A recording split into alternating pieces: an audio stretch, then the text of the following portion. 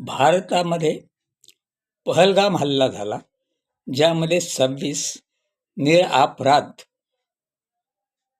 माणसांना जात विचारून मारलं गेलं. हे दुष्कृत्यच.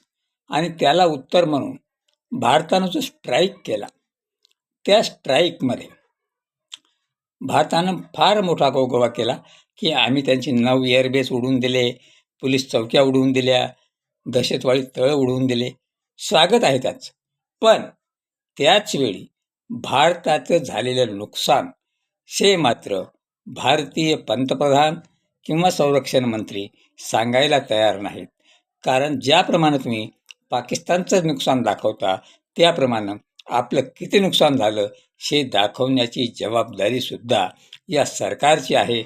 याची सरकारला कदाचित जाणीव नसावी, म्हणून ही लपवाछपवी चालू आहे.